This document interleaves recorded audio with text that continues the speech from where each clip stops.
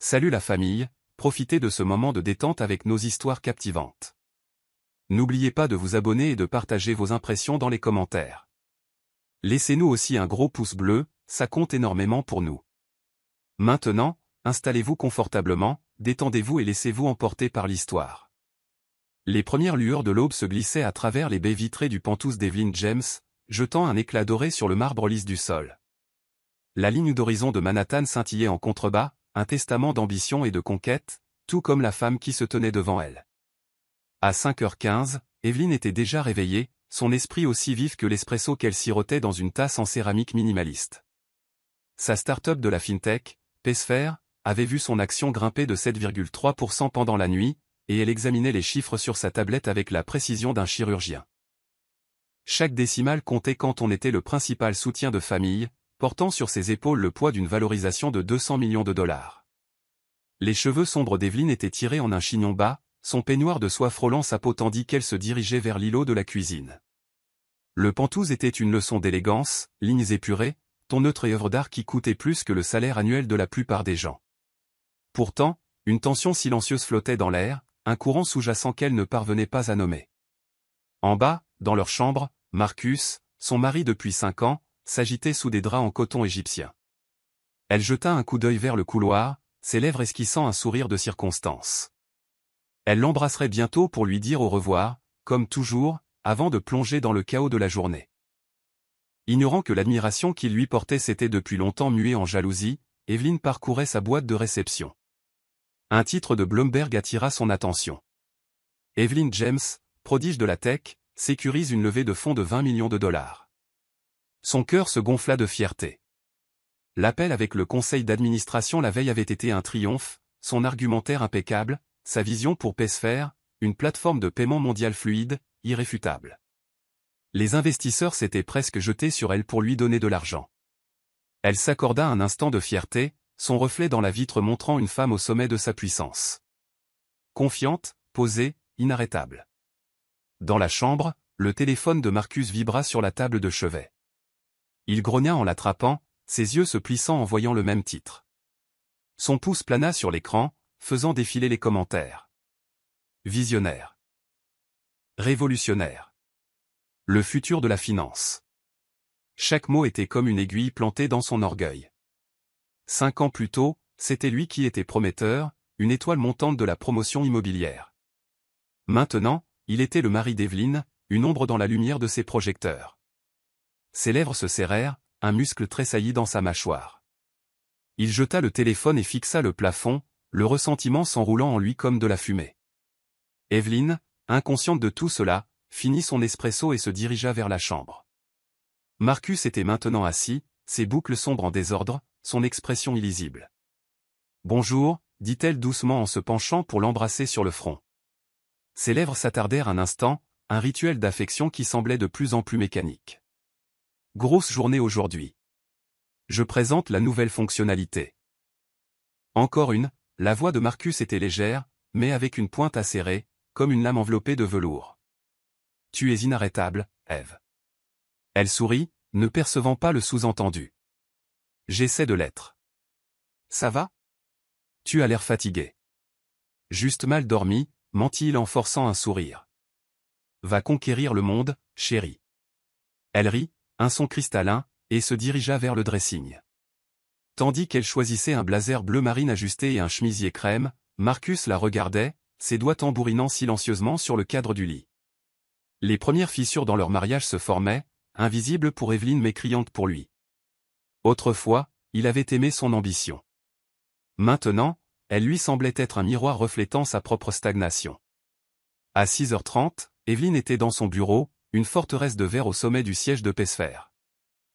Son appel avec le conseil fut une symphonie d'accords, son équipe hochant la tête pendant qu'elle exposait la prochaine phase de croissance.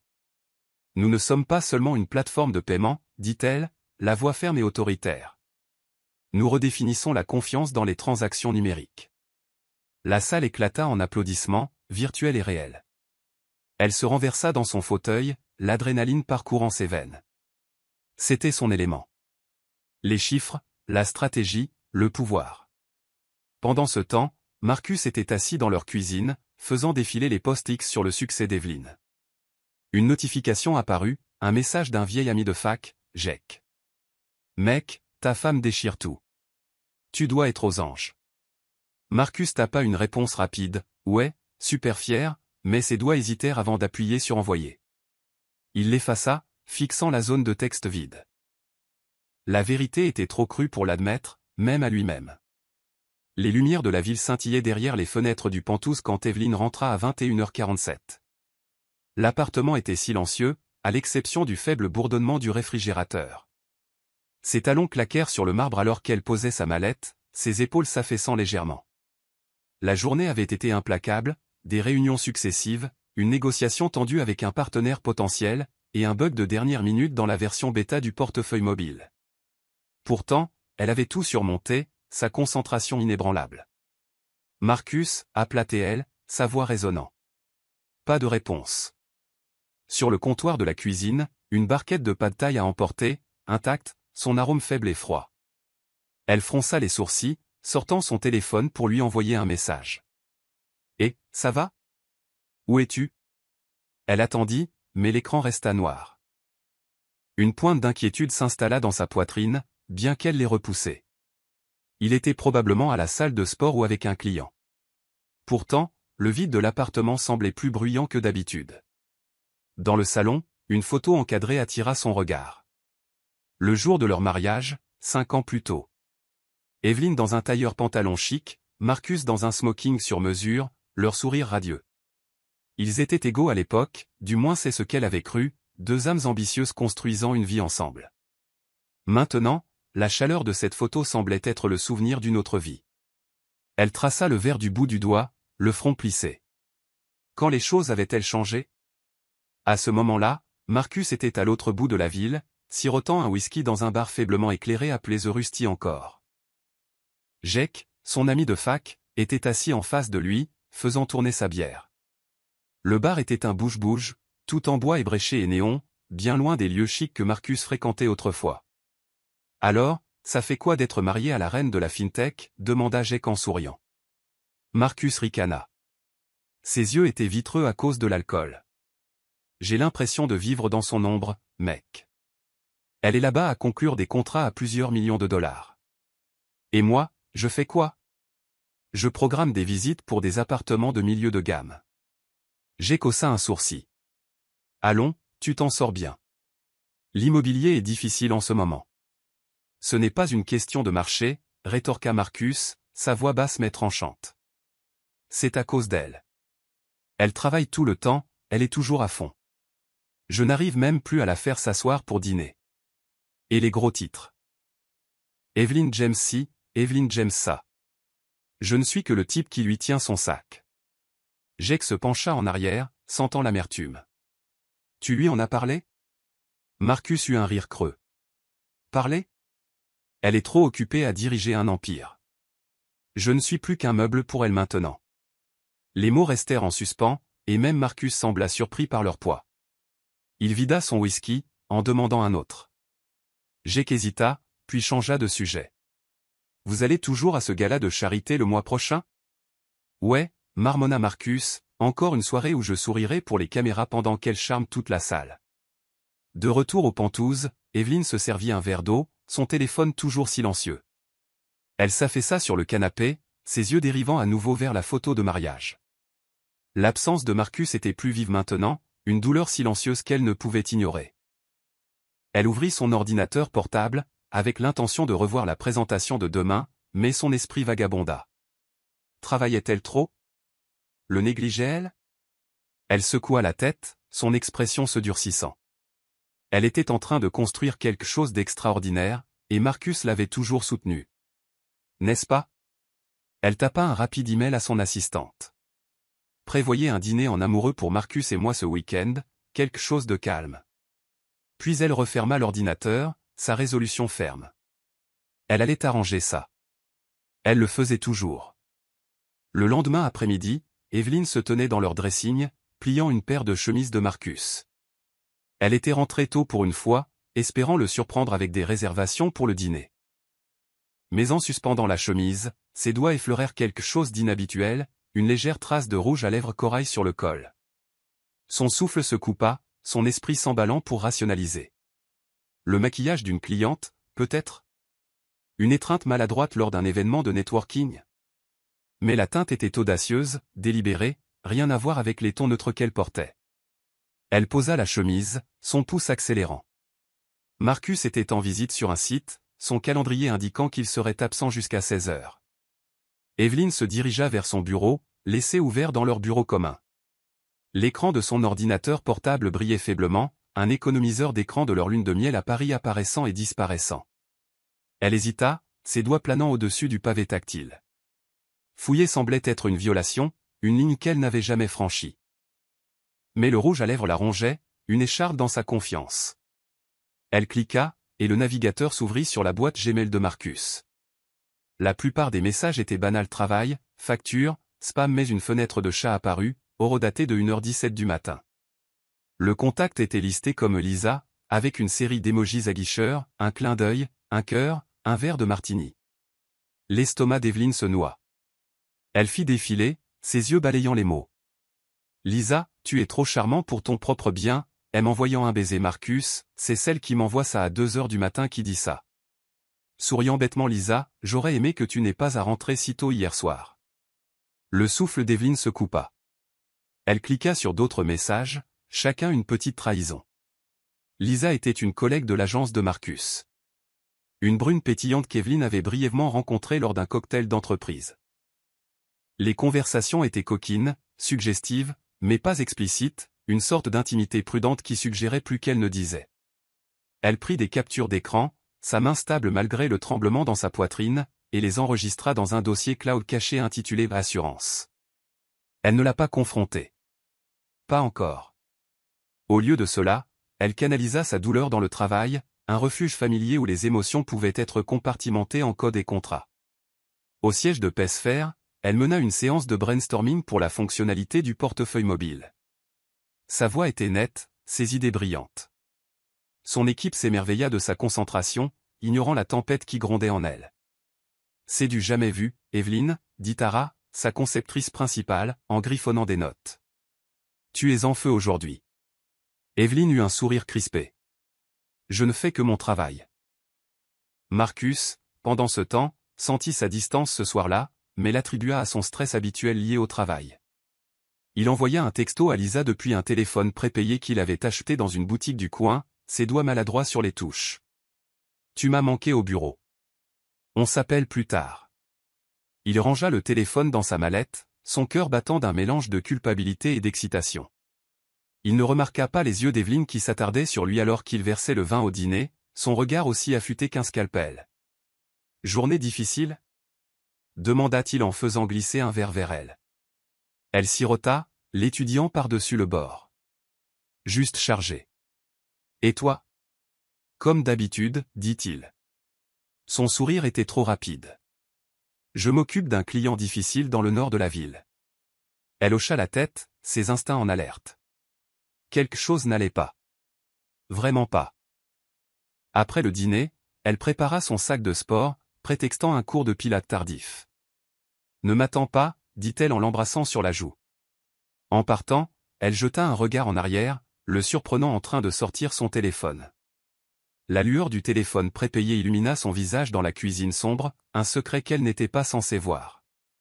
À la salle de sport, Evelyne martelait le tapis de course, le rythme régulier de ses baskets se mêlant au pouls de la ville. Chaque pas était une question. Qui est Lisa? Que cache-t-il? La sueur coulait sur sa tempe, se mêlant à sa résolution. Elle allait le découvrir, déjouer ce jeu, tout comme elle avait déjoué chaque obstacle sur son chemin. Mais alors qu'elle ralentissait, un froid s'installa en elle. Les secrets de Marcus étaient plus sombres qu'elle ne le craignait. L'heure des sorcières trouva Marcus penché sur son ordinateur portable dans la chambre d'amis. La lueur du dark web projetait des ombres sur son visage. Le site était un labyrinthe de forums cryptiques et de transactions chiffrées, un bas-fond numérique dans lequel il n'aurait jamais imaginé s'aventurer. Son curseur plana sur une annonce, extrait de Belladone, inodore, sans goût, pureté à 98%. Le vendeur promettait une expédition discrète, déguisée en additif pour tes gourmets. Les doigts de Marcus tremblèrent alors qu'il cliquait sur acheter, sa respiration saccadée. Il s'était convaincu que le succès d'Evelyn était sa honte. Chacun de ses titres, chacune de ses récompenses, résonnait comme un verdict sur son échec. 5 ans plus tôt, il était son égal, son partenaire. Maintenant, il était un spectateur, émasculé par son brio. Le poison était sa porte de sortie, un accident discret qui le libérerait de son ombre. Il imaginait les gros titres, mort tragique d'une magnate de la tech. La sympathie suivrait. Il ferait son deuil publiquement, puis se reconstruirait, sans fardeau. Alors qu'il finalisait la commande, Evelyn dormait dans leur lit, ses rêves peuplés de visions de l'introduction en bourse de PSPHER. Elle murmura doucement, sa main tressaillant comme si elle signait un contrat dans son sommeil. Marcus passa près d'elle sur la pointe des pieds, son cœur battant la chamade. Le plan était infaillible. Il glisserait la toxine dans son thé Earl Grey préféré demain matin.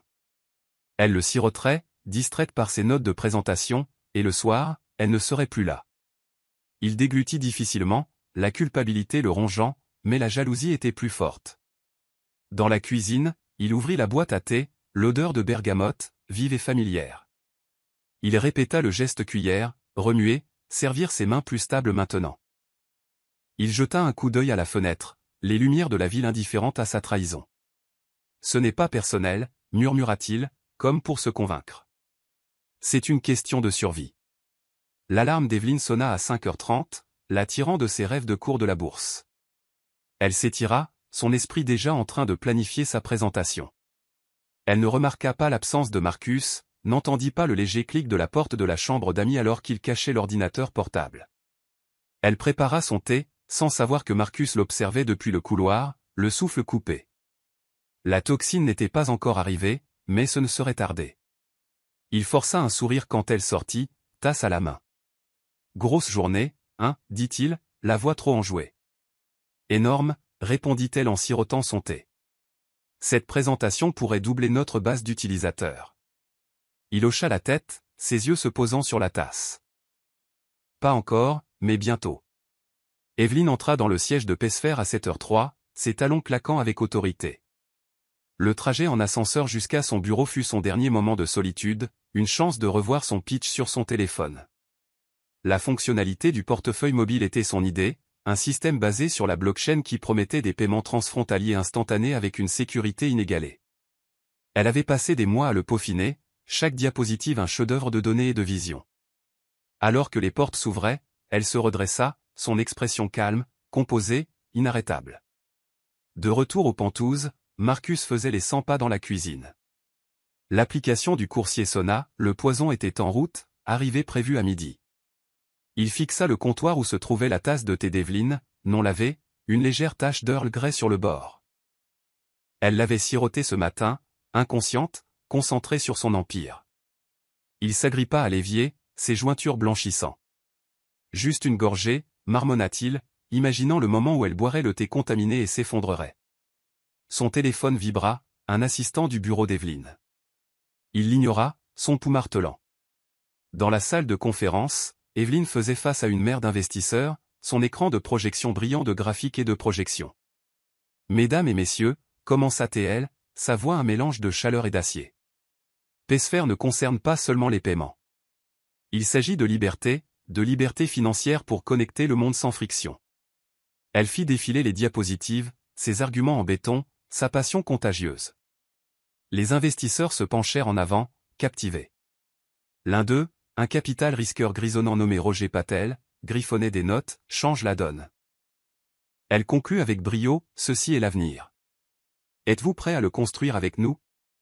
La salle éclata en applaudissements, les chaises raclant alors que les gens se levaient. Roger s'approcha d'elle, un large sourire aux lèvres. Evelyn, c'était extraordinaire.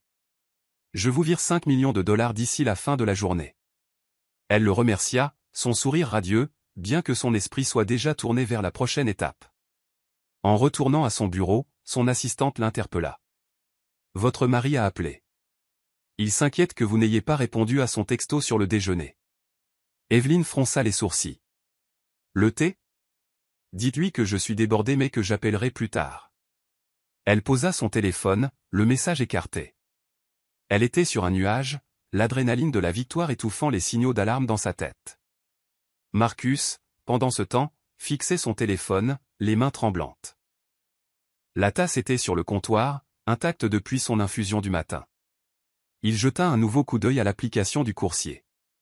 Midi ne pouvait pas arriver assez vite. De retour dans son bureau, Evelyne ouvrit son ordinateur portable, rédigeant un email à son équipe. Excellent travail sur le pitch. Célébrons ça ce soir. Je vous offre un verre. Elle se renversa en arrière, ses yeux dérivant vers une citation encadrée sur son bureau. Construisez votre propre empire, ou quelqu'un d'autre le fera. Elle sourit faiblement, ignorant que son empire complotait contre elle. La ligne d'horizon de la ville scintillait derrière sa fenêtre, une promesse étincelante de ses triomphes. Mais dans l'ombre, Marcus préparait quelque chose de bien plus mortel, un poison qui mettrait sa force à l'épreuve de manière qu'elle ne pouvait encore imaginer. Le soleil du matin filtrait à travers les rideaux occultants du penthouse, projetant des éclats de lumière sur le comptoir de la cuisine où Marcus se tenait, les mains tremblant légèrement alors qu'il préparait le thé Earl Grey préféré d'Evelyne. Le colis était arrivé à midi la veille. Une enveloppe brune discrète glissait sous le paillasson par un coursier anonyme. À l'intérieur, un minuscule flacon d'extrait de belladone brillait, son contenu inodore et sans goût, exactement comme le vendeur du dark web l'avait promis.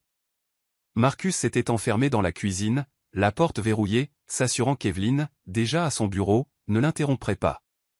Maintenant, à 6h12, il mesurait une dose précise dans la boîte à thé, les granulés se dissolvant dans les feuilles en vrac comme un fantôme disparaissant dans la brume. Son reflet dans la bouilloire en acier inoxydable était déformé, ses yeux creux, sa mâchoire serrée. La culpabilité et le désir menaient une guerre silencieuse dans sa poitrine, mais la jalousie, vive et implacable, l'emportait. Il remua les feuilles de thé, le parfum de bergamote masquant toute trace de sa trahison. Le plan était simple. Evelyne préparerait son thé du matin, le siroterait en révisant ses notes de présentation, et vers midi, elle s'effondrerait, une tragédie inexpliquée qui libérerait Marcus de son ombre imposante. Il imaginait les gros titres, la star de la fintech Evelyne James décède à 32 ans. La sympathie affluerait. Il jouerait le mari éploré, vendrait le penthouse et recommencerait à zéro, libéré de son succès. Cette pensée lui envoya un frisson d'exaltation, bien que ses mains tremblassent en scellant la boîte. À l'autre bout de la ville, Evelyne se tenait dans la salle de conférence vitrée de Pesfer, son blazer marine impeccable contrastant avec la lumière du matin. Elle était en pleine visioconférence, concluant un partenariat de plusieurs millions de dollars avec une banque basée à Singapour. Sa voix était ferme, son sourire radieux. Cet accord positionne Pesfer comme l'épine dorsale des transactions en Asie-Pacifique, dit-elle, son écran partageant un graphique de la croissance projetée. La PDG de la banque, une femme sévère nommée Li Wei, hocha la tête avec approbation. Impressionnant, Madame James. Nous virons les 3 millions de dollars initiaux aujourd'hui. L'équipe d'Evelyne éclata en acclamations silencieuses à la fin de l'appel. Elle se renversa en arrière, l'adrénaline pulsant dans ses veines. Excellent travail tout le monde, dit-elle, ses yeux balayant la pièce. Ce n'est que le début. Son ingénieur en chef, Tara, sourit. Tu es une machine, Evelyne. Comment fais-tu? Café et obstination, plaisanta Evelyne, bien que son esprit ait brièvement pensé à Marcus. Son texto de la nuit dernière, dîner ce soir? Célébrons ta grande journée, avait semblé étrangement formel, presque répété. Elle écarta cette pensée, se concentrant sur la prochaine réunion. Elle ignorait tout de la boîte de thé empoisonnée qui l'attendait à la maison, son contenu une bombe à retardement. De retour au penthouse, Marcus monta la tasse contaminée à l'étage, ses pas délibérés. Il la posa sur la table de chevet d'Evelyne, où elle sirotait souvent son thé en lisant ses emails. La vapeur s'enroulait vers le haut, innocente et invitante. Il jeta un coup d'œil à son téléphone, relisant le texto qu'il lui avait envoyé. Je t'ai fait du thé pour quand tu rentreras. Je t'aime. Son pouce plana au-dessus du bouton d'envoi, son cœur battant la chamade. Il l'envoya, puis se retira dans le salon. Ses yeux étaient hantés. La caméra s'attarda sur la tasse, sa porcelaine brillant comme un piège. Le téléphone d'Evelyne vibra alors qu'elle entrait dans l'ascenseur, mais elle l'ignora, son esprit concentré sur les détails du partenariat. La ligne d'horizon de la ville défilait, un testament scintillant de son empire. Marcus, pendant ce temps, était assis sur le canapé, son genou rebondissant. Il ouvrit X, faisant défiler les publications sur le dernier triomphe d'Evelyne. Un commentaire le piqua, son mari doit être le type le plus chanceux du monde. Il ricana, ses doigts se resserrant sur le téléphone. Chanceux, pensa-t-il. Plutôt invisible. Ce soir-là, Evelyne et Marcus étaient assis l'un en face de l'autre au jardin, un restaurant français aux chandelles niché dans un coin tranquille de l'Upper East Side. L'air sentait le romarin et le canard rôti, mais la tension entre eux était palpable. Evelyne, dans une robe noire élégante, sirotait son vin, ses yeux étudiant Marcus. Il portait un blazer ajusté, son sourire étudié mais tendu. Il avait insisté pour lui préparer du thé à la maison, citant un mélange spécial qu'il avait trouvé en ligne, et maintenant il insistait à nouveau, son enthousiasme forcé. « Goûte le thé quand on rentrera, dit-il en coupant son steak. Il est censé être apaisant. Tu as été si stressé dernièrement. Evelyne pencha la tête, ses instincts en alerte. Son ton était trop empressé, ses yeux se dirigeant vers son verre au lieu de croiser son regard. Peut-être plus tard, dit-elle, sa voix légère mais sur ses gardes. J'ai un mal de tête qui commence. Trop d'écran aujourd'hui. Marcus rit, un son qui n'atteignit pas ses yeux. Tu te pousses toujours trop, Eve. Ralentis un peu pour une fois. Elle haussa un sourcil, sa fourchette s'arrêtant en plein vol. Ralentir? On vient de conclure un accord de 3 millions de dollars. Ce n'est pas le moment de lever le pied. Il hocha la tête, sa mâchoire se crispant. C'est vrai. Toujours l'Empire. Les mots tombèrent comme un coup de poing, et le sourire d'Evelyne vacilla. Elle posa sa fourchette, se penchant en avant. Qu'est-ce que ça veut dire, Marcus? Il fit marche arrière, les mains levées. Rien, juste. Tu déchires tout. Comme toujours. Mais sa voix se brisa, trahissant une amertume qu'elle ne pouvait ignorer. Elle l'étudia, son esprit rejoint la tache de rouge à lèvres, les émojis nocturnes de Lisa, et maintenant cette étrange fixation sur le thé. Quelque chose n'allait pas, viscéralement pas.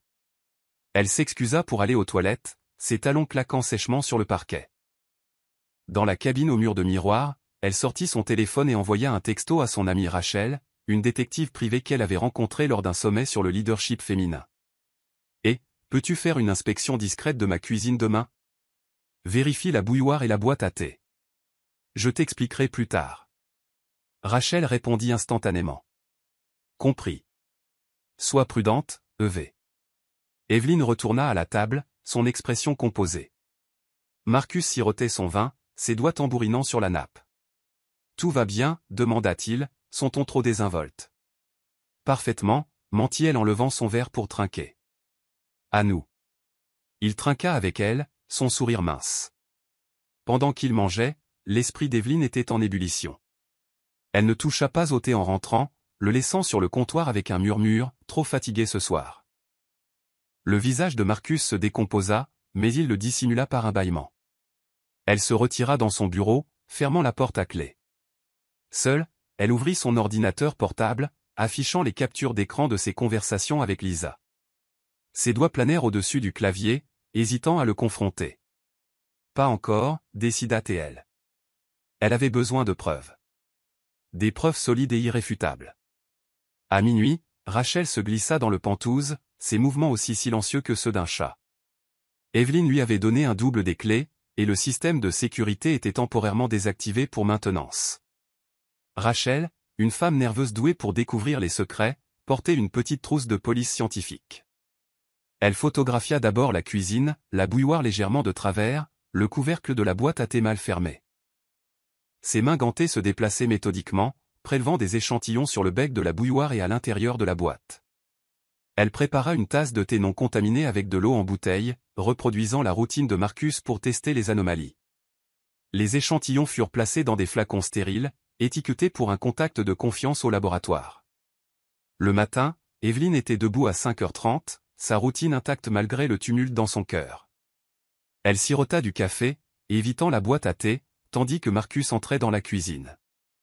Bien dormi, demanda-t-il, sa voix ensommeillée mais empreinte d'anxiété. Comme une pierre, dit-elle, son sourire crispé. Elle le regarda verser des céréales, notant la façon dont ses yeux se posaient sur la boîte à thé. Il n'y toucha pas, mais sa tension était palpable.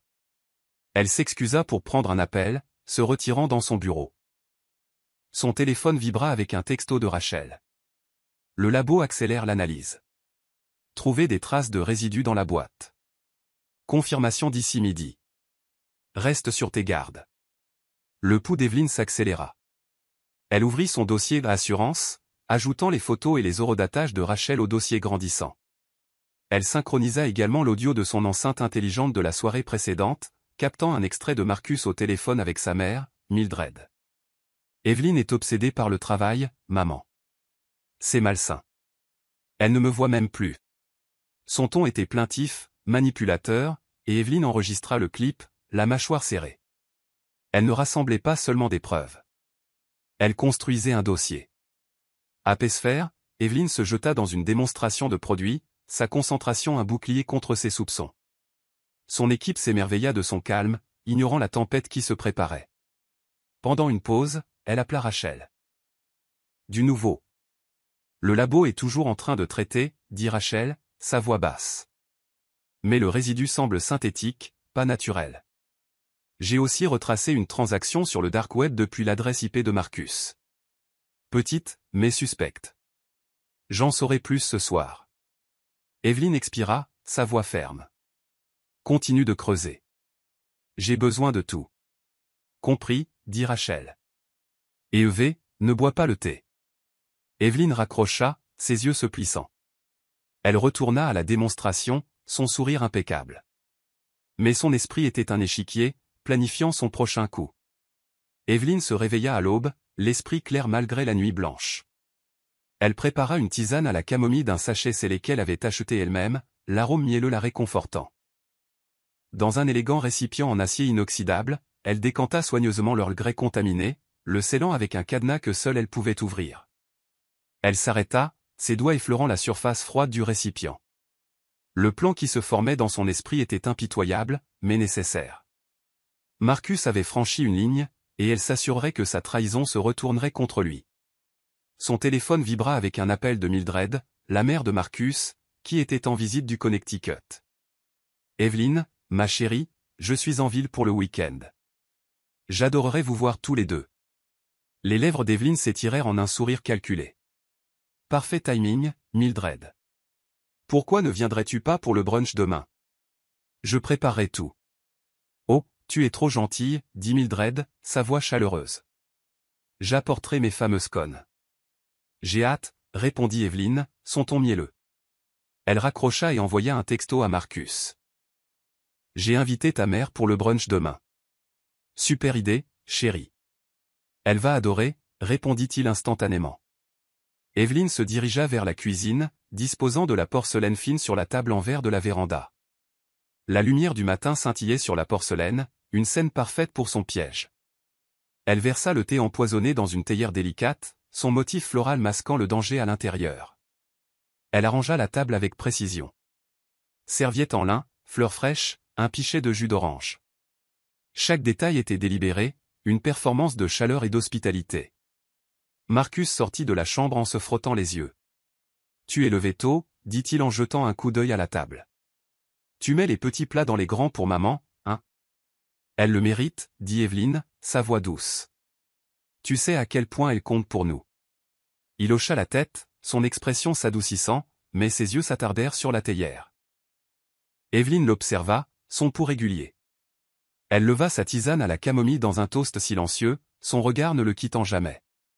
Le piège était tendu, et Marcus n'y voyait que du feu. La véranda brillait sous le soleil de fin de matinée, la table une image d'élégance à l'arrivée de Mildred, ses cheveux argentés relevés en un chignon, son sourire large. « Evelyne, c'est magnifique, dit-elle en serrant sa belle-fille dans ses bras. Tu t'es surpassée. Je voulais juste que ce soit spécial, dit Evelyne en guidant Mildred vers une chaise. Marcus les rejoignit, son sourire tendu mais convaincant. Il embrassa la joue de sa mère, ses mains s'agitant sous la table. Evelyne versa le thé, ses mouvements gracieux. Elle tendit à Mildred une tasse en porcelaine, l'Earl Grey empoisonné fumant doucement. « Ton préféré » dit-elle, sa voix chaleureuse. Elle se versa de la camomille, sa propre tasse intacte. Les yeux de Marcus se posèrent sur la théière, sa gorge se nouant. Mildred sirota, son visage s'illuminant. « Oh, c'est divin. Marcus, tu devrais en goûter. » Je vais me contenter du jus, dit-il rapidement, sa voix tendue. Evelyn observait, son expression sereine, tandis que Mildred prenait une autre gorgée. Ils discutèrent du jardin de Mildred, de son club de lecture et du dernier succès de Pesfer d'Evelyn. « Tu es une merveille, ma chérie », dit Mildred, sa main tremblant légèrement en posant la tasse. « J'ai lu l'article sur ton accord à Singapour. Marcus doit être si fier. » Marcus força un sourire. « Toujours, maman. » Evelyn hocha la tête, ses yeux fixés sur Mildred. Le visage de la femme âgée pâlit, sa main s'agrippant à la table. « Je me sens un peu étourdie, » murmura-t-elle, sa voix faiblissant. Le cœur d'Evelyn s'emballa, mais son visage resta calme. Elle se leva, composant le 911 avec une aisance étudiée. « Reste avec moi, Mildred, dit-elle, sa voix ferme. Les secours arrivent. » Marcus bondit, sa chaise raclant le sol. « Maman, qu'est-ce qui ne va pas ?» Sa voix se brisa, ses yeux écarquillés d'horreur. Il attrapa la théière, la fixant comme si elle pouvait avouer. Evelyn croisa son regard, son expression indéchiffrable. Les ambulanciers envahirent la véranda, leur radio crépitant. Mildred s'affaissa, sa respiration superficielle, alors qu'il la chargeait sur une civière. Marcus suivit, les mains tremblantes, marmonnant des excuses insensées. Evelyn resta près d'eux, son attitude composée, presque royale. Alors que les portes de l'ambulance se fermaient, elle appela Rachel. « C'est fait. Transmets les résultats du labo à la police. » Les sirènes s'estompèrent dans le bourdonnement de la ville, et Evelyn resta seule sur la véranda, la théière empoisonnée brillant au soleil. Ses yeux étaient froids, sa résolution inébranlable. Le plan de Marcus s'était retourné contre lui, et Mildred en était la victime involontaire. Mais la justice d'Evelyn ne faisait que commencer. Les néons de l'hôpital bourdonnaient, projetant une lueur stérile sur la chambre privée où Mildred reposait, ses cheveux argentés étalés sur l'oreiller, une perfusion s'écoulant silencieusement dans son bras. Evelyn était assise à ses côtés, sa main tenant doucement celle de Mildred, son visage un masque d'inquiétude qui dissimulait la tempête de calcul à l'intérieur. Les moniteurs émettaient des bips rythmés, un métronome pour le chaos qui s'était déroulé quelques heures plus tôt sur la véranda du Penthouse. La respiration de Mildred était superficielle mais stable, son état s'étant stabilisé après l'intervention rapide des ambulanciers. La toxine de belladone, bien que puissante, avait été détectée assez tôt pour éviter des dommages permanents. Du moins, c'est ce que les médecins espéraient. Le blazer sur mesure d'Evelyn était légèrement froissé, une rare fissure dans son armure impeccable, mais ses yeux restaient vifs, scrutant la pièce à la recherche du moindre signe de Marcus. Il fit irruption par la porte à 15h17, le visage cendré, la cravate de travers. « Maman » halta-t-il, tombant à genoux près du lit. « Je suis tellement désolé, je n'ai pas... » Sa voix se brisa, ses mains tremblantes alors qu'il tendait la main vers les doigts inertes de Mildred. Le regard d'Evelyn se posa sur lui, son expression tendre pour les infirmières qui observaient, mais froide sous la surface. « Elle va s'en sortir, Marcus, dit-elle, sa voix douce mais teintée d'acier. Les médecins l'ont prise à temps. » Il leva les yeux, le regard empli de culpabilité et de peur. « Je ne sais pas ce qui s'est passé. » Le thé. « Tais-toi » le coupa-t-elle, son ton bas et menaçant. « Pas ici. » Une infirmière entra, vérifiant le dossier de Mildred. « Elle est stable » dit-elle en jetant un regard sympathique à Evelyn. « Vous êtes une bonne belle-fille, de rester si calme à travers tout ça. » Evelyn hocha la tête, son sourire crispé. « Merci, je veux juste qu'elle soit en sécurité. » Alors que l'infirmière partait, Marcus se leva, faisant les 100 pas comme un animal en cage. « Il faut qu'on parle, » murmura-t-il, la voix rauque. « Je ne voulais pas ça. »« Pas ici, » répéta-t-elle, ses yeux se fixant sur lui. Le poids de son regard le réduisit au silence, ses épaules s'affaissant. Elle sortit son téléphone et envoya un texto à sa responsable des relations publiques, Samantha. « Prépare une déclaration. Mildred est stable, mais nous devons contrôler le récit. La presse va flairer l'affaire. » Samantha répondit instantanément. « Je m'en occupe. » Le brouillon sera prêt pour 17h. L'enquêtrice d'Evelyn, Rachel, avait déjà confirmé la présence de la toxine dans la théière, et les résultats du laboratoire étaient en route pour la police. Evelyn s'autorisa une larme, la laissant couler pour Mildred, puis l'essuya. Elle se leva, lissant son blazer. Je vais chercher un café, dit-elle, la voix ferme. Reste avec elle. Marcus hocha la tête, son visage se décomposant. Alors qu'Evelyn sortait dans le couloir, son téléphone vibra avec un appel de Rachel. Les flics ont le rapport, dit Rachel d'une voix sèche. Ils se dirigent vers l'hôpital. Tu es sûr de ça? Absolument, répondit Evelyn, son ton glacial. Il a fait son choix. Elle raccrocha, ses talons claquant sur le linoléum alors qu'elle se dirigeait vers la cafétéria. Le chaos de l'hôpital moniteur qui bip, personnel pressé reflétait la tempête dans son esprit, mais extérieurement, elle était inébranlable. La confession de Marcus allait arriver, qu'il le sache ou non, et elle s'assurerait que le monde verrait son vrai visage. Le Penthouse était étrangement silencieux au retour d'Evelyn à la tombée de la nuit, la ligne d'horizon de la ville une tapisserie de lumière scintillante derrière les fenêtres. Mildred était toujours à l'hôpital, sa sortie prévue pour le lendemain matin, et Evelyn avait organisé une voiture avec chauffeur pour la ramener. Marcus la suivait, ses pas lourds, ses yeux injectés de sang. La porcelaine fine de la véranda était toujours sur la table, un rappel obsédant de la quasi-tragédie du matin. Evelyn l'ignora, se dirigeant vers son bureau avec détermination, son sac de voyage déjà prêt pour une retraite d'affaires qu'elle avait inventée comme couverture. Marcus resta dans l'embrasure de la porte, sa voix se brisant. « Ève, je suis tellement désolé. Je n'ai jamais voulu que maman. » « Arrête, dit-elle, le dos tourné alors qu'elle fermait son sac. Son ton était poli, détaché, une lame enveloppée de soie. « On parlera quand je rentrerai. Pour l'instant, ta mère a besoin de toi. » Il s'approcha, les mains tendues. « S'il te plaît, écoute-moi. C'était une erreur, je le jure. J'étais perdu, d'accord? Ton succès, c'est suffocant parfois. » Elle se retourna, ses yeux se plissant. « Suffocant? Marcus, j'ai bâti Pesfer à partir de rien. Pour nous. Et tu me dis que c'est trop? » Il tressaillit, sa voix baissant. « Je ne le pensais pas comme ça.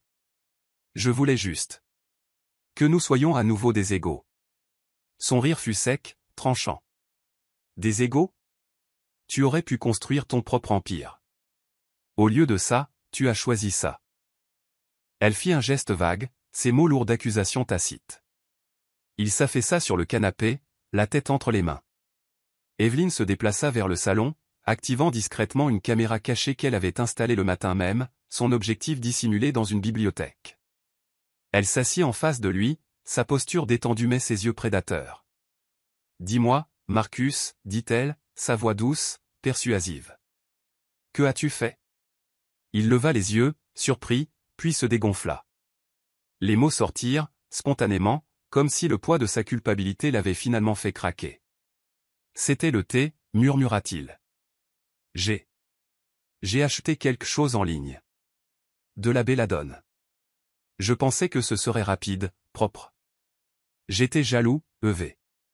Ton succès, ta lumière. Ça m'a rongé. Elisa, elle. Ce n'était qu'une distraction, je le jure. Je voulais que tu disparaisses, pas maman. Mon Dieu, je suis tellement désolé. » Le visage d'Evelyn resta impénétrable, son cœur battant la chamade mais son expression sereine. La caméra captait chaque mot, chaque tremblement dans sa voix. Elle se pencha en avant, sa voix douce. « Tu voulais que je disparaisse? » Il hocha la tête, les larmes coulant. « Je pensais que ça arrangerait tout. J'avais tort. Je ferai n'importe quoi pour réparer ça. » Elle se leva, ses mouvements délibérés. « Repose-toi, Marcus. On trouvera une solution. » Elle le laissa là, croyant qu'elle lui avait pardonné, et se retira dans son bureau. Verrouillant la porte, elle connecta le flux de la caméra à son ordinateur portable, sauvegardant la confession sur un disque cloud sécurisé. Ses doigts volaient sur le clavier, son esprit un échiquier où chaque coup était calculé. Marcus venait de lui offrir l'échec et mat. À minuit, Evelyn était assise dans son bureau, le pouls de la ville vibrant derrière les fenêtres. La vidéo de la confession était téléchargée sur un cloud sécurisé, taguée pour son avocate, Samantha, et une journaliste de confiance, Priya Khan, qui avait couvert l'ascension de Pesfer. L'email d'Evelyn à Priya était concis. Exclusif. À manipuler avec soin. Publié à 6 heures. Elle joignit un extrait de la confession de Marcus, monté pour mettre en évidence son aveu. J'ai acheté quelque chose en ligne. De la belladone. Je voulais que tu disparaisses. À 6h03, le média de Priya publia l'histoire sur X. Un mari avoue avoir tenté d'empoisonner Evelyn James. Le clip se propagea comme une traînée de poudre, les hashtags explosant. Confiance empoisonnée. Evelyn James. À cette heure, il avait des millions de vues. Les commentaires affluaient, monstre, elle mérite justice, comment a-t-il pu? Marcus se réveilla avec son téléphone vibrant sans cesse. Les notifications s'accumulaient. Il ouvrit X, son visage pâlissant en voyant la vidéo. Sa propre voix résonnait, brute et accablante. Il tituba jusqu'à la salle de bain, s'aspergeant le visage d'eau, son reflet celui d'un étranger. Non, non, non, marmonna-t-il, les mains tremblantes. Il envoya un texto à Evelyn. Que as-tu fait? Pas de réponse. Evelyn, déjà à Pesfer, observait la montée en flèche des analyses sur son ordinateur portable. Elle se renversa en arrière, ses lèvres esquissant un léger sourire satisfait. Son téléphone vibra avec un appel de Samantha. Internet explose, dit Samantha, la voix pressante. Ça te va que ça devienne si public? C'est exactement ce que je voulais, répondit Evelyn, son ton calme. Laisse-le affronter le monde. Samantha hésita. Le conseil s'inquiète de la volatilité des actions. Devrions-nous publier une déclaration? Déjà rédigée, dit Evelyn. Publie-la à midi. Présente ça comme de la résilience, pas de la victimisation. Elle raccrocha, ses yeux dérivant vers une photo encadrée sur son bureau, elle et Mildred à un gala de charité, riant. La culpabilité d'avoir utilisé Mildred comme appât persistait, mais la justice exigeait des sacrifices. Elle ouvrit X, faisant défiler les publications. L'une attira son attention. Evelyn James est une reine. Elle a transformé son poison en pouvoir. Elle aima, son doigt s'attardant sur l'écran. Le monde regardait, et elle était prête. La conférence de presse eut lieu au siège de Pesfer, l'atrium de verre bondé de journalistes, les flashs des appareils photo crépitant comme un orage. Evelyn se tenait à un podium, son tailleur pantalon noir impeccable, son expression composée mais féroce. Mildred, sortie de l'hôpital le matin même, était assise à ses côtés, le visage pâle mais résolu. La salle bourdonnait d'anticipation alors qu'Evelyn ajustait le microphone. « Merci d'être venu », commença-t-elle, la voix ferme. « Hier, ma belle-mère, Mildred, a été empoisonnée à notre domicile.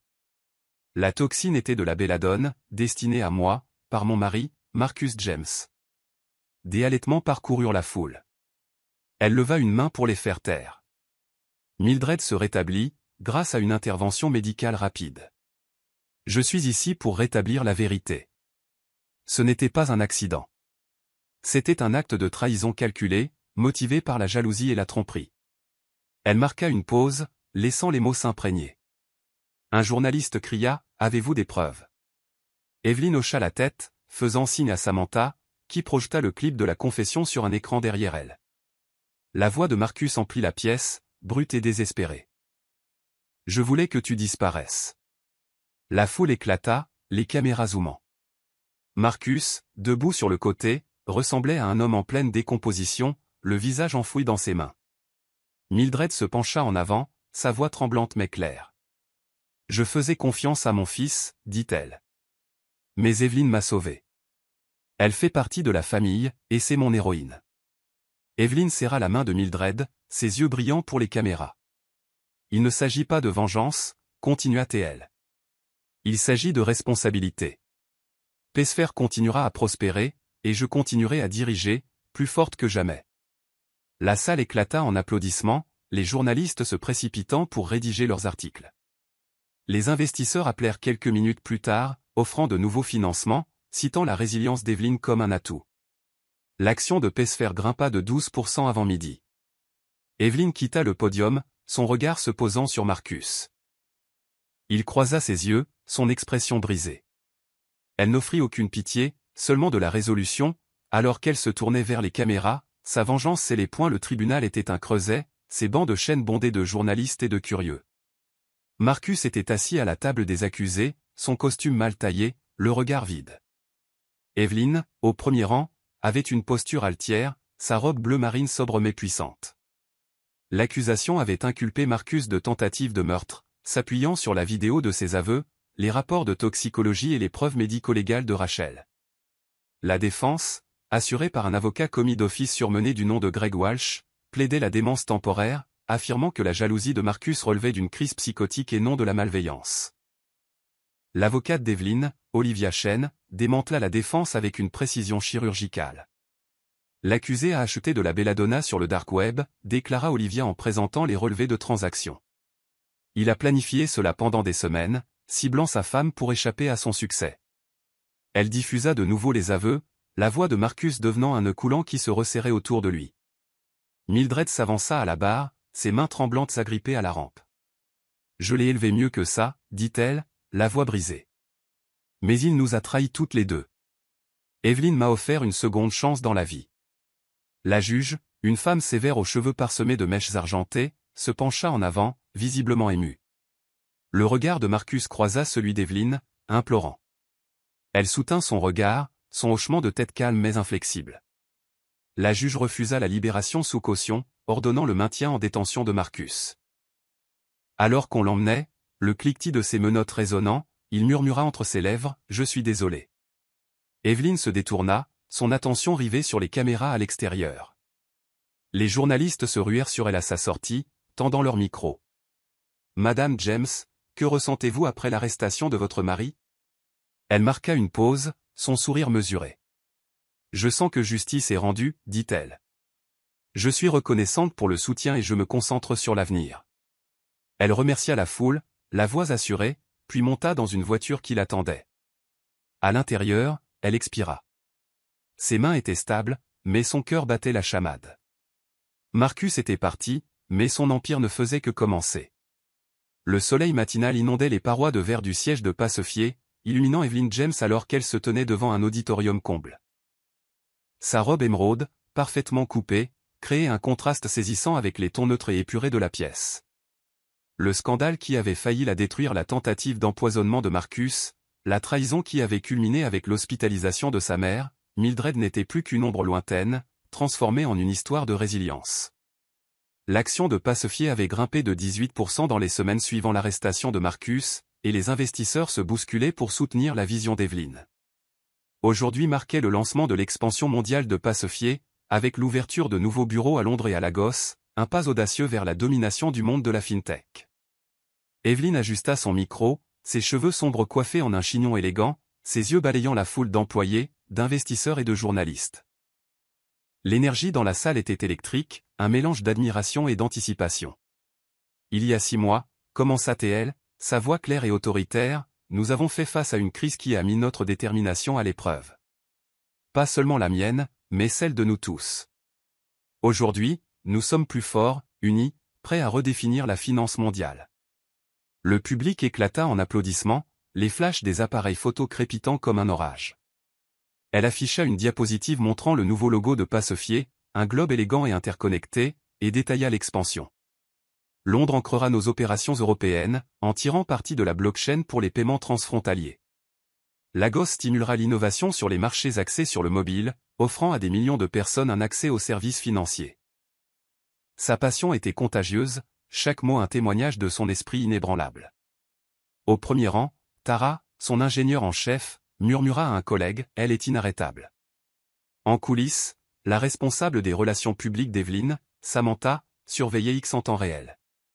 Les publications affluaient, Evelyne James est une légende. Passefier global. Du poison au pouvoir, voilà un retour en force. Samantha envoya un texto à l'assistante d'Evelyne, les analyses crèvent le plafond. Forbes veut une exclusivité. Evelyne, en plein discours, ne vit pas le message, mais elle sentit l'énergie de la foule, leur confiance alimentant la sienne. Après la présentation, elle se mêla aux investisseurs, son sourire radieux mais calculé. Roger Patel, le capital risqueur qui avait soutenu sa fonctionnalité de portefeuille mobile, s'approcha, un large sourire aux lèvres. Evelyne, tu as transformé un scandale en super pouvoir. Je double ma mise. Elle entrechoqua son verre d'eau pétillante contre le sien. J'apprécie, Roger. Parlons des conditions la semaine prochaine. Alors qu'il s'éloignait, le téléphone d'Evelyne vibra. C'était un appel de sa nouvelle directrice financière, Amara, basée à Lagos. Le bureau est prêt, dit Amara, sa voix vibrante. Nous avons recruté des talents locaux, des codeurs, des designers, tout ce que tu veux. Quand viens-tu nous rendre visite? Bientôt, promit Evelyne. Je veux rencontrer l'équipe en personne. En raccrochant, elle jeta un coup d'œil à une couverture de Forbes encadrée sur le mur, Evelyne James, PDG de l'année. Le titre était une couronne gagnée par le feu.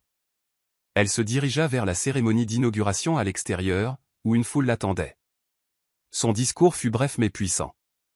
Ceci est pour chaque femme qui a fait face à la trahison et s'est relevée. Nous ne nous brisons pas, nous construisons. Le public rugit, le ruban tomba sous les acclamations. Evelyne sourit pour les caméras, les fondations de son empire plus solides que jamais. Les murs en miroir de la salle de sport reflétaient l'expression déterminée d'Evelyne alors qu'elle enchaînait les soulevés de terre, son entraîneur, Javier, comptant les répétitions. 8, 9. 10, parfait, EV, dit-il, sa voix encourageante mais ferme. À 6h15, la salle de sport était son sanctuaire, un lieu où la sueur et l'acier la forgeaient à nouveau. Depuis l'arrestation de Marcus, Evelyne s'était engagée à guérir non seulement son esprit mais aussi son corps, en engageant Javier et une nutritionniste pour reconstruire sa force. Ses muscles se tendaient sous son legging, chaque levée étant une métaphore pour se délester du poids de la trahison. Ne lâche rien, dit Javier, la parent alors qu'elle passait au squat. Tu es plus forte que tu ne le penses. J'essaie de te suivre, Javier, grogna-t-elle, son souffle régulier. Il rit. Tu me dépasses déjà. Cette discipline. C'est effrayant. Après l'entraînement, Evelyne sirota un shake protéiné, son téléphone vibrant de notifications Instagram. Ses publications Rise and Grind, des extraits de ses séances de sport légendées de mantras comme « Reprends ton pouvoir », une répétition à la fois, étaient devenues virales, inspirant des millions de personnes. Un commentaire attira son attention, « Tu es mon héroïne, Evelyne. J'ai quitté mon ex toxique grâce à toi. » Elle le liqua, la poitrine serrée par un sentiment de mission. Chez elle, dans le bureau ensoleillé de son Penthouse, elle écrivait dans son journal, l'horizon de la ville en témoin silencieux. Jour 92. La salle de sport est mon église. Chaque goutte de sueur est une partie de lui qui me quitte. Elle s'arrêta, son stylo en suspens, puis ajouta, je ne suis pas seulement en train de survivre, je suis en train de devenir. Sa transformation était documentée pour une mini-série, Evelyne Rising, proposée par une plateforme de streaming. L'équipe avait filmé son entraînement ce matin-là. Javier avait plaisanté, tu vas me rendre célèbre, Eve. Elle avait souri, mais sa concentration était intérieure. La salle de sport n'était pas qu'une question de muscles. Il s'agissait de reprendre le contrôle. Marcus avait essayé d'empoisonner son corps, sa vie. Maintenant, elle fortifiait les deux. Sa nutritionniste, Priya, lui avait élaboré un régime, protéines maigres, légumes verts vifs, pas de malbouffe industrielle. Evelyne se sentait plus vive que jamais. Tu es radieuse, lui dit Priya lors de leur bilan hebdomadaire. Ce n'est pas juste un régime. C'est un acte de défi. Le défi a bon goût, rétorqua Evelyne en croquant dans une salade de quinoa. Son téléphone vibra. C'était Samantha. La bande-annonce de la mini-série est sortie. 2 millions de vues en 1 heure. Les sponsors font la queue, Nike, Lululemon, et j'en passe. Fais-les patienter, dit Evelyne. Je veux de l'authenticité, pas seulement de l'argent. En raccrochant, elle ouvrit son ordinateur portable pour examiner les rapports trimestriels de Passefier. Les chiffres étaient stellaires, mais son esprit dérivait vers un nouvel objectif, inspirer les autres. Elle n'était pas seulement une PDG. Elle était un symbole de ce que les femmes pouvaient surmonter. La salle de bal du Grand Hyatt était une mer d'énergie vibrante, bondée de centaines de femmes entrepreneurs pour le sommet inaugural de l'initiative Smart HER. Evelyne avait lancé ce programme pour offrir des subventions et du mentorat, sa propre histoire soutien de famille, survivante, championne en était le cœur. La scène était ornée d'un écran géant affichant le logo de Smart HER, un phénix stylisé renaissant de ses cendres. Evelyne se tenait au pupitre, son blazer crème brillant sous les lumières, sa voix résonnant avec conviction. Chaque femme ici a connu un moment de doute, dit-elle, balayant la foule du regard. Une trahison, un échec, une voix vous disant que vous n'êtes pas à la hauteur. Je suis ici pour vous dire que vous l'êtes. Construisez votre empire brique par brique et ne laissez personne le démolir. Le public se leva d'un bond, les applaudissements résonnant comme le tonnerre. En coulisses, l'équipe d'Evelyn était en effervescence. Tara, désormais promue directrice de la technologie, chuchota à Samantha, elle réécrit les règles pour les femmes dans la tech. Samantha hocha la tête, son téléphone brillant des publications sur X, Smart HER change la vie. Evelyn James vient d'allumer un feu en moi.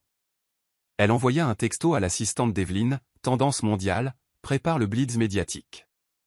Le discours d'Evelyn tissait son histoire en un appel à l'action. J'ai survécu à un poison destiné à me tuer, dit-elle, la voix ferme. Pas seulement dans mon thé, mais dans ma confiance. C'est pourquoi Smart HER existe, pour vous donner les outils nécessaires pour vous élever. Elle partagea les histoires de candidates aux subventions, une mère célibataire développant une application, une réfugiée lançant une plateforme de microfinance. La foule était captivée, les larmes et les acclamations se mêlant. Pendant la séance de questions-réponses, une jeune femme nommée Esha se leva, la voix tremblante. Mon partenaire a vidé les fonds de ma start-up. Comment puis-je retrouver confiance en moi? Evelyn quitta le pupitre, micro à la main, et s'assit sur le bord de la scène, sa posture ouverte. Esha, la confiance commence ici, dit-elle en se tapotant la poitrine. Tu es dans cette salle parce que tu n'as pas abandonné. Smart HER te soutient, postule pour notre subvention. Mais plus que l'argent, crois que tu es suffisante. Tu le es. Esha hocha la tête, des larmes coulant sur ses joues, tandis que la foule applaudissait. Evelyn retourna au pupitre, le cœur rempli. Le sommet se termina par une surprise. Elle appela Esha sur scène, annonçant une subvention de $50 000 pour sa start-up. La salle explosa, Esha serrant Evelyn dans ses bras en sanglotant. « Merci », murmura-t-elle. Evelyn sourit, les yeux brillants. « Va construire ton empire. » Les médias saluèrent le sommet comme l'événement de l'année, avec des titres comme « Evelyn James donne le pouvoir à une génération ». Alors qu'elle quittait la scène, son téléphone vibra. C'était un appel de Priya Khan, la journaliste qui avait révélé les aveux de Marcus. « Tu changes des vies », dit Priya. « Puis-je te suivre pour un reportage sur Smart HER ? Seulement si tu arrives à suivre le rythme, la taquina Evelyn, la voix chaleureuse. Elle monta dans une voiture qui l'attendait, les lumières de la ville défilant. Sa douleur était devenue le carburant des rêves des autres, et son héritage prenait racine. Lagos bourdonnait de vie alors qu'Evelyn descendait d'un jet privé, l'air humide l'enveloppant comme une étreinte chaleureuse.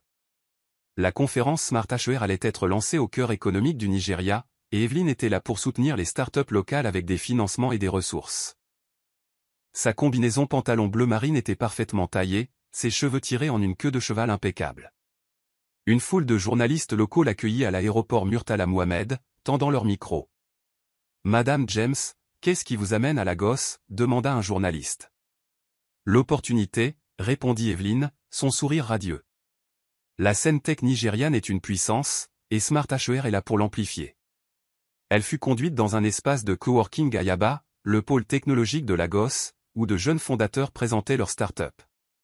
L'une d'elles, une femme nommée Chidinma, présenta une application mobile de microcrédit pour les agricultrices. « Nous connectons les femmes rurales au capital », expliqua Chidinma, la voix assurée. Evelyn se pencha en avant, le regard perçant. « Quel est votre taux de rétention d'utilisateurs » 82% après 6 mois, répondit Chidinma, imperturbable. Evelyn hocha la tête. Impressionnant. Smart HER investit $100 000. Faisons grandir ce projet. La salle applaudit, les yeux de Chidinma écarquillés de gratitude. Plus tard, Evelyn visita un marché animé, où les vendeuses l'interpellaient. Elle acheta un foulard en tissu Ankara aux couleurs vives, le nouant autour de son cou, son rire se mêlant au leur.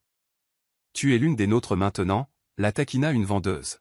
« Je l'ai toujours été », répondit Evelyn, la voix chaleureuse. Son héritage nigérian, par sa mère, se sentait vivant ici, ancrant sa mission. Ce soir-là, elle enregistra une conférence TED dans un stade de Lagos. Son sujet, la résilience.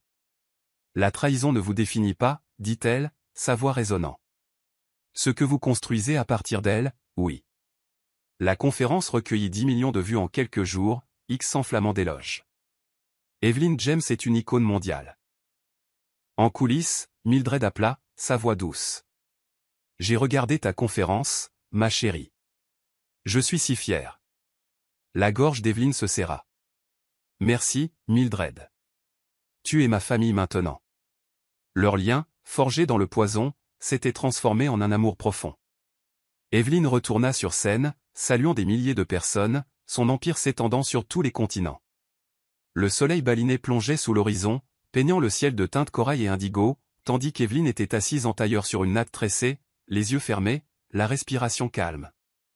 La retraite de bien-être à Ubud était un sanctuaire de rizières et de cloches de temple, un contraste frappant avec son Penthouse de Manhattan. Pendant 2 semaines, elle s'était engagée dans une désintoxication numérique, pas de téléphone, pas d'ordinateur, juste de l'introspection. Le scandale Marcus, les triomphes de Passefier, l'ascension de Smart HER. Tout cela l'avait rendue puissante mais à vif, et elle avait besoin de guérir les cicatrices persistantes. Son mentor spirituel, Weiyan, une balinaise à la voix douce, la guidait dans la méditation. Ressentez la culpabilité, dit Weiyan, sa voix comme une brise. Puis laissez-la partir. L'esprit d'Evelyn dériva vers la main tremblante de Mildred, la théière étincelante.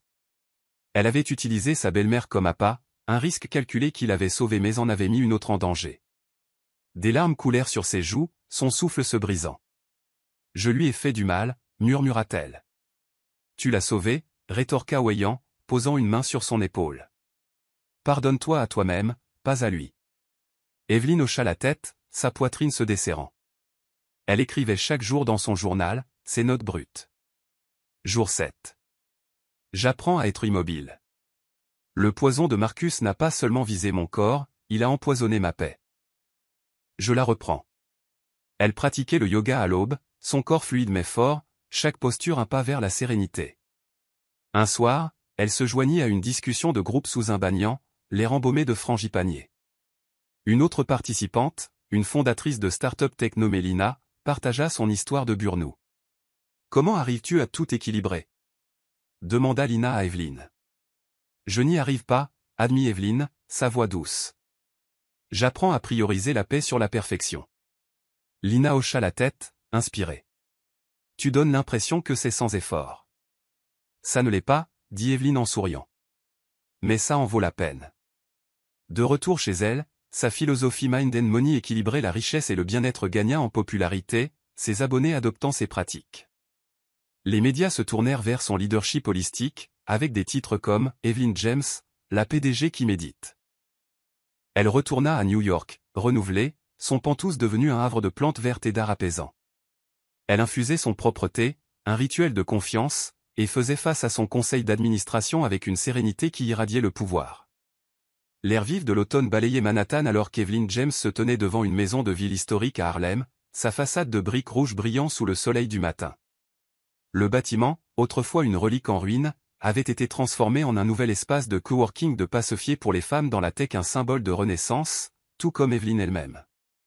La grande ouverture était imminente, et une foule de journalistes, de fondatrices de start-up et de leaders communautaires s'agitaient sur le trottoir, leur anticipation palpable. Une fresque murale vibrante ornait le mur latéral, représentant des visages de femmes aux teintes audacieuses, chacun un témoignage de la force née de l'épreuve. Evelyn, dans un blazer ocre sur mesure, ajusta son foulard, ses yeux sombres balayant la scène avec une fierté tranquille.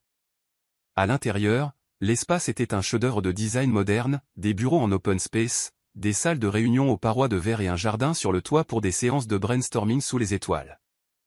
Evelyn avait investi 15 millions de dollars dans le projet, sa vision étant de créer un sanctuaire où les femmes pourraient innover sans le poids de la trahison ou des préjugés.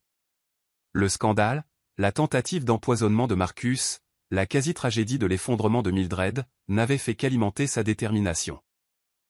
Maintenant, alors qu'elle s'avançait vers le pupitre, sa voix porta sur la foule, assurée et autoritaire. « Il y a 2 ans, j'ai failli perdre la vie à cause de quelqu'un en qui j'avais confiance, dit-elle, ses mots tranchant les murmures. Ce bâtiment est la preuve que la trahison ne nous brise pas, elle nous construit. Bienvenue au Passefier Empower Hub, où les femmes de la tech façonneront l'avenir. » La foule éclata en applaudissements, les flashs des appareils photo crépitant comme des éclairs. L'équipe d'Evelyn se tenait à proximité, les visages rayonnants. Tara, désormais directrice de la technologie de Passefier, murmura à Samantha, la responsable des relations publiques, elle a transformé la douleur en architecture. Samantha hocha la tête, son téléphone brillant des publications sur X, EmpowerHub change la donne. Evelyn James construit des héritages. Elle envoya un texto à l'assistante d'Evelyn, les médias adorent. Programme les interviews pour midi. Evelyn fit le tour de la première cohorte de fondatrices, saluant chaque femme personnellement. L'une d'elles, une codeuse nommée Maya, lui montra le prototype d'une application de budgétisation basée sur l'IA. C'est pour les mères célibataires, dit Maya, sa voix timide mais déterminée. Ça les aide à économiser sans stress. Evelyn se pencha, le regard vif. Quelles sont vos données de tests utilisateurs ? 75% de rétention après 90 jours, répondit Maya en affichant un graphique. Impressionnant, dit Evelyn en souriant. Vous aurez un mentor de notre direction. Tenez-moi au courant. Le visage de Maya s'illumina, ses mains tremblant de gratitude. Lors de la réception sur le toit, Evelyn sirota une tisane, son propre mélange biologique, un rituel de confiance retrouvé. Une journaliste, Priya Khan, s'approcha, son carnet ouvert. Ce hub est une initiative audacieuse, dit Priya. Qu'est-ce qui vous motive maintenant, après le scandale ? Le regard d'Evelyn dériva vers l'horizon. L'héritage, dit-elle. Pas seulement pour moi, mais pour chaque femme à qui on a dit qu'elle était trop ou pas assez. C'est leur espace pour s'élever. Priya griffonna, hochant la tête. Et Marcus ? Ces lettres de prison, les lisez-vous ? Le sourire d'Evelyn se crispa. Mon assistante s'en occupe. Je me concentre sur la construction, pas sur le passé. En vérité, les lettres de Marcus, suppliant le pardon, griffonnées dans le désespoir, étaient renvoyées sans être ouvertes. Elles n'avaient pas de place pour les fantômes. Alors que l'événement touchait à sa fin, Evelyn se tenait seule sur le toit, le pouls de la ville vibrant en contrebas. Son téléphone vibra. C'était Tamara, sa directrice financière basée à Lagos. Le hub fait le buzz au Nigeria, dit Amara, sa voix vibrante. Les femmes ici en veulent un aussi. Commence à chercher des locaux, répondit Evelyn. Nous allons nous mondialiser. En raccrochant, elle traça le bord de la fresque murale, ses doigts effleurant un visage peint qui ressemblait à celui de sa mère. C'était sa fondation, renforcée par la douleur et la détermination.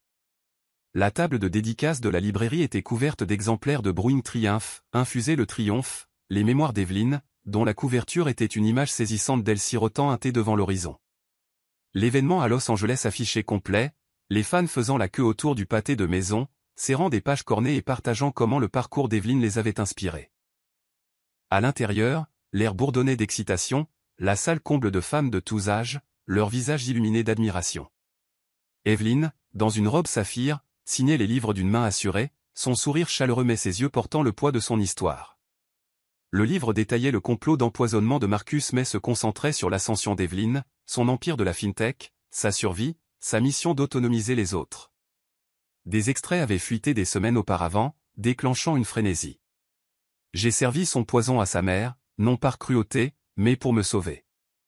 La phrase était brute, polarisante, mais elle avait cimenté Evelyn comme un symbole de force sans compromis. Le livre avait atteint le sommet des listes de best-sellers quelques heures après sa sortie, et la foule de ce soir en était la preuve. Une jeune femme nommée Sophia s'approcha, son exemplaire tremblant dans ses mains. « Votre livre m'a sauvé, dit-elle, la voix brisée. Mon ex était manipulateur, il me faisait douter de ma santé mentale. En lisant comment vous avez tenu tête à Marcus. Je l'ai quitté la semaine dernière. » Evelyn posa son stylo, son regard doux. « Sophia, c'est votre triomphe, dit-elle. Vous êtes plus forte que vous ne le savez. Restez en contact. Smart HR est là pour vous. » Sophia hocha la tête, des larmes coulant sur ses joues, tandis qu'Evelyn lui tendait un exemplaire dédicacé avec un mot personnel, « Continuez à vous élever. » En coulisses, l'assistante d'Evelyn, Lila, surveillait X, « Tu es de nouveau en tendance », dit Lila en lui montrant son téléphone. Brewing Triumph a 3 millions de mentions. Une publication attira l'œil d'Evelyn, Evelyn James et le féminisme moderne. Elle n'a pas seulement survécu. Elle a conquis. Elle aima la publication, la poitrine serrée de fierté. Pendant la séance de questions-réponses, un homme au fond leva la main, son ton sceptique. Vos mémoires sont intenses. Mais servir du thé empoisonné à votre belle-mère? N'est-ce pas de la vengeance? Evelyne se pencha en avant, sa voix calme et tranchante. Ce n'était pas de la vengeance, c'était de la survie. Marcus avait prévu de me tuer. J'ai retourné son arme contre lui pour révéler la vérité. Mildred est en vie grâce à cela. La foule applaudit, couvrant sa question suivante. L'honnêteté d'Evelyne, brute et sans concession, était son pouvoir. À la fin de l'événement, Evelyne monta sur scène pour un dernier mot, sa voix se brisant. Ce livre n'est pas seulement mon histoire, dit-elle, des larmes coulant. C'est pour chaque femme qui a fait face à un Marcus et a continué d'avancer. La salle se leva, les applaudissements résonnant comme le tonnerre.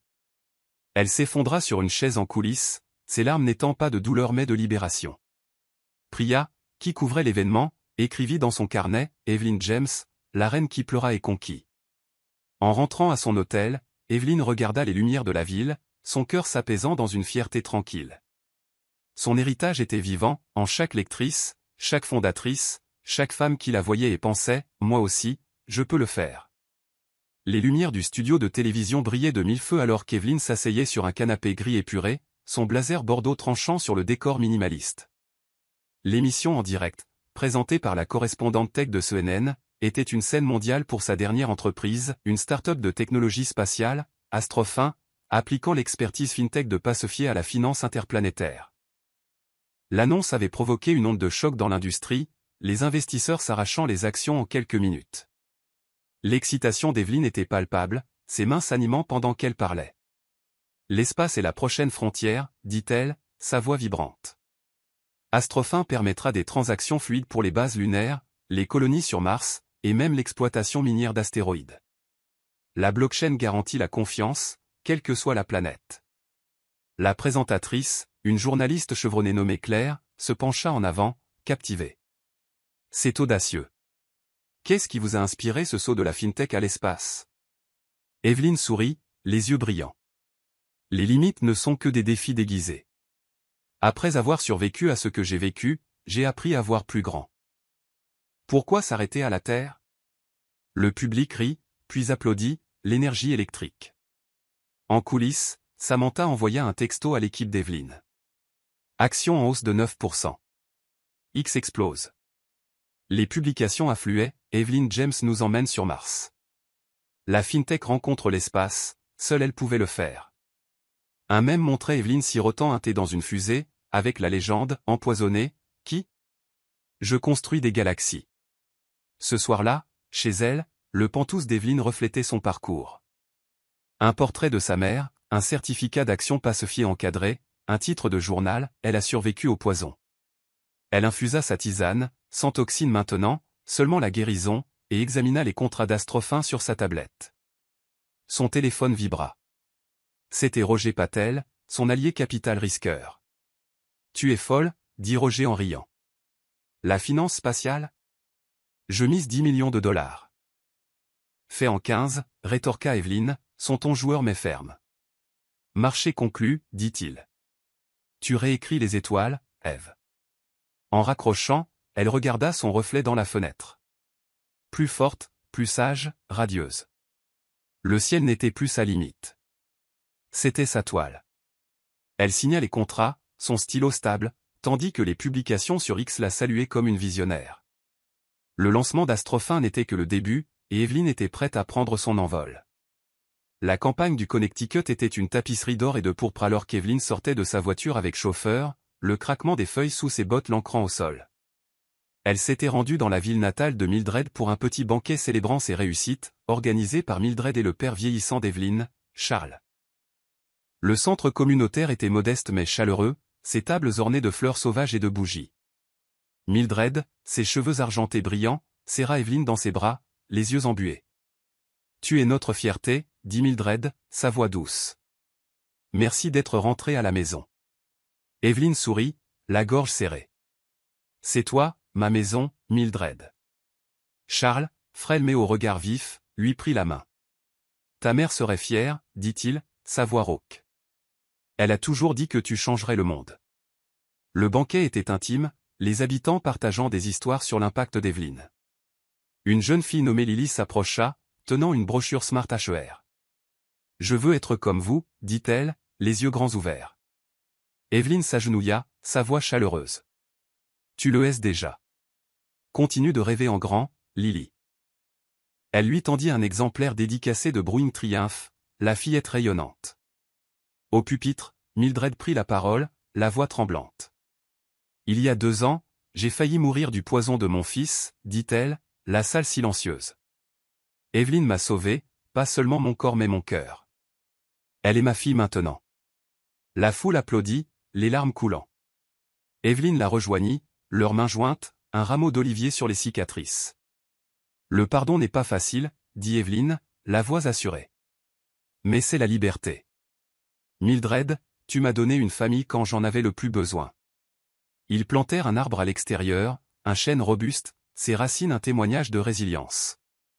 Les nouvelles locales couvrirent l'événement, le qualifiant de « retour de la fille conquérante ». Alors que les invités se mêlaient, Evelyne et Mildred s'assirent près de l'arbre, le coucher de soleil jetant une lueur chaude. « Penses-tu parfois à lui » demanda Mildred, sa voix douce. Evelyne expira, le regard lointain. « Parfois, mais pas avec colère.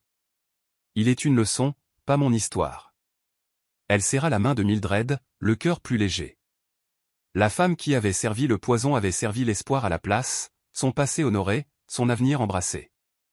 Les baies vitrées du Penthouse encadraient un lever de soleil scintillant sur Manhattan alors qu'Evelyne terminait sa séance de sport, son entraîneur, Ravière, comptant les répétitions. 12, 13, 14. Déchire tout, Eve, dit-il en la parant au soulevé de terre. Ses muscles brûlaient, son souffle était régulier, chaque levée un rituel de force. La salle de sport, nichée dans un coin de son Penthouse, était son sanctuaire, ses miroirs reflétant une femme forgée à nouveau. Depuis la trahison de Marcus, Evelyne s'était transformée physiquement, mentalement, spirituellement pour devenir la meilleure version d'elle-même. Dernière série, dit Ravière en souriant. Tu es une bête aujourd'hui. Chaque jour, rétorqua-t-elle en essuyant la sueur de son front. Après l'entraînement, elle sirota un smoothie vert, son téléphone vibrant avec les rapports trimestriels de Passefier. Les chiffres étaient stellaires, 35% de croissance du chiffre d'affaires, les actions d'Astrofin grimpant en flèche. Elle sourit, sa concentration intacte. Son assistante, Lila, arriva avec un paquet, une caisse de son mélange de thé biologique, Resili Brew, infusion résiliente, lancée via Smart HER. C'est en rupture de stock, dit Lila en le posant sur le comptoir. Les fans l'appellent l'élixir d'Evelyne. Evelyne rit en se préparant une tasse. Pas de toxines ici, dit-elle en inhalant l'arôme de camomille et de menthe. Elle enfila un tailleur pantalon anthracite, ses talons claquant alors qu'elle entrait dans son bureau à domicile, l'horizon l'accueillant. Une voix off résonnait dans son esprit, son mantra « J'infuse la force dans chaque tasse de la vie ». Dans la salle du conseil de Passefier, elle mena une session de stratégie, sa vision pour Astrofin suscitant l'enthousiasme. Nous prototypions des nœuds de paiement lunaire, dit-elle, ses diapositives claires. D'ici 2030, nous serons l'épine dorsale du commerce spatial. Son équipe hocha la tête, inspirée, tandis que Tara chuchotait à Amara, elle réécrit l'histoire. De retour chez elle, Evelyne anima un appel de mentorat virtuel Smart HER, son écran rempli de fondatrices de Lagos à Londres. L'échec n'est qu'un retour d'information, leur dit-elle, la voix chaleureuse. Continuez à itérer. Une fondatrice nommée Zara partagea son pitch, sa nervosité évidente. Tu vas y arriver, dit Evelyne en se penchant en avant. Affine ton modèle de revenu, et je te mettrai en contact avec des investisseurs. Le sourire de Zara était radieux, sa confiance ravivée. À la tombée de la nuit, Evelyne se tenait sur son balcon, le pouls de la ville s'harmonisant avec le sien. Les publications sur X affluaient, Evelyne James est un mouvement. Resili Brew est mon rituel matinal. Elle sirota son thé, le regard fixé sur les étoiles. La femme qui avait transformé le poison en pouvoir était maintenant sa propre plus grande réussite, son empire un phare pour tous ceux qui osaient s'élever. Je suis heureux que vous soyez arrivés à la fin. J'espère que vous avez apprécié l'histoire. N'hésitez pas à cliquer généreusement sur le bouton j'aime et à vous abonner pour plus de récits captivants comme celui-ci. Nous serions ravis d'avoir votre avis. Quelle leçon avez-vous tiré de cette histoire? Partagez vos réflexions dans les commentaires ci-dessous. À la prochaine histoire.